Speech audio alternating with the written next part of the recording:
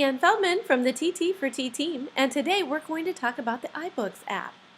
To get started, go ahead and locate and select the app so that it will open up. Now let's just talk about the iBooks environment for a moment. Right now I am in the store view, and notice there's the word library in the upper left corner. That button will toggle me back and forth between my library, which is what's here right now, or the store, where I can find more books to download. So today we're going to look in the store view for a moment, and looking across the bottom we're going to see that there's a featured. So if you go there, you'll see featured books, you'll see the New York Times list, you'll see top charts, and top authors. Now, if you happen to know a particular book that you'd like to look for, or an author who wrote it, you can search up in the upper right corner for a particular book or a particular genre. So I'm going to just search on the classics because I know a number of the classics are free. And so what we're going to do right now is find one of these classics. So it could be The Tale of Two Cities. You can download actually any of those that you would like that are free.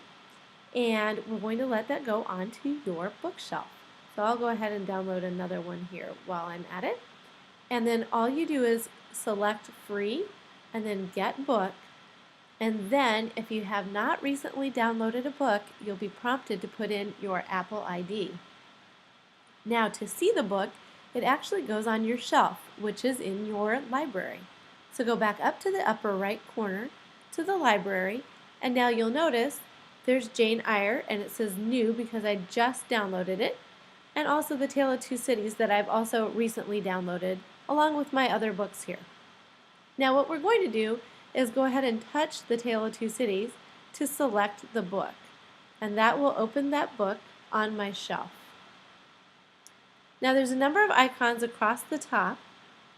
One of them, next to the word library, is the table of contents, and that will show the table of contents for the particular book.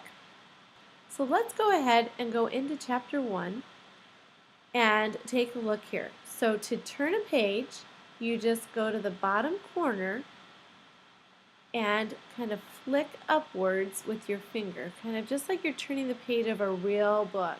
Just kind of grab the corner, just touch, and keep your finger on the book, and let that corner of the book just peel up, just like you're turning the page. Now, when you're in your book and you're reading, there are some handy features as well in the upper right-hand corner, one of which is the A. Now, the A's allow you to do a variety of things, actually, with your fonts and the size. So the big A, if you touch it, makes the text bigger, and the little a makes the text smaller. So you can work with those settings to make the book exactly perfect for you. Above the A's, you can adjust the brightness or dimness of your screen. So whatever, again, you like, that's personal choice.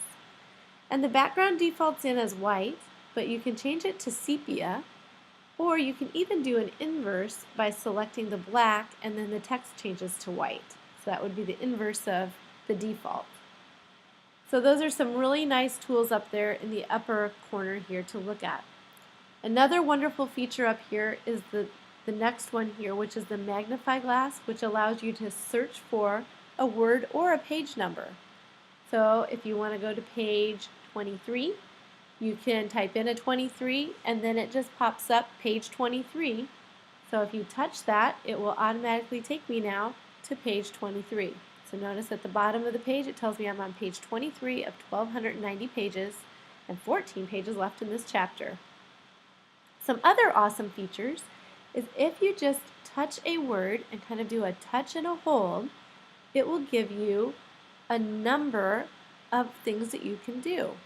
One of which is to define the word. So if you don't know what this word meant, you could just touch and define the word and then go on reading. Now something else that you can do is, again, you can touch and let go, and then you'll see you can highlight a word. And here you can choose a variety of colors for your highlighters. So maybe you want to kind of make a note of that particular word. And then you can easily go back and find whatever that happens to be.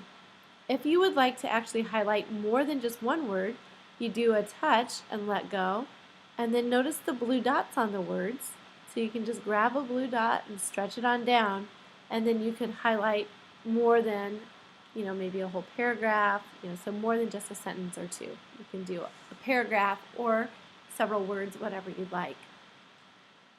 Another wonderful feature is touching a word and letting go and adding a note about the word. So again, you can make a note here that you think this is fantastic, or whatever they happen to be talking about. You would type some great notes here, and then those are saved. So notice in the right-hand margin, see that the square that appears there, that indicates there's a note. So simply by touching that note, you can read it again. So that square indicates again that you have a note over there. So those are really some great features for navigating your book. Now let's say we don't get the book read and we get only to maybe the next page.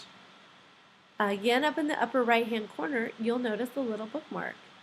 So if you touch the bookmark, it will put the bookmark in our book so we can easily go back to the spot we were just in. So let's go back to Table of Contents again, which is again the upper left corner and kind of looks like the dots with the line. So we're back here, and now you'll notice again we have the Table of Contents, but you'll also notice we have bookmarks. So it'll tell us where we were.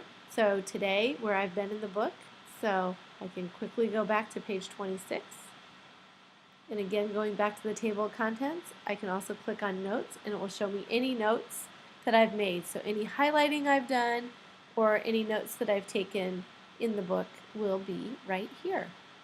So it's just really a great way to keep all of your information all in one place. Going back to resume, you just go back into your book and away you go.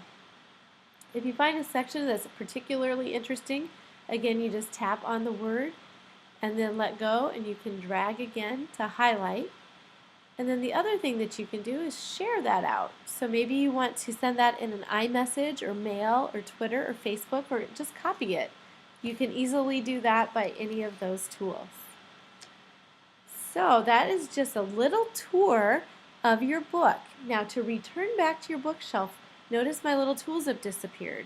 If that happens, you just need to touch at the top of your book, kind of below the black outline of your iPad, and then we can return back to your library. That closes your book, and now here you are, ready to take a look at all the books on your shelf.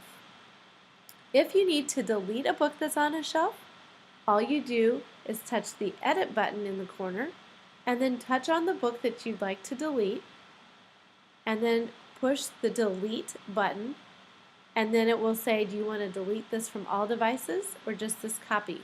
So you can select Delete from all devices, and then that book will be gone. So there you have it, a few of the basics on how to get into your book, how to navigate with some of the wonderful tools in iBooks, and how to delete a book from your shelf. I hope you enjoy using iBooks. Thanks for watching TT for Tea.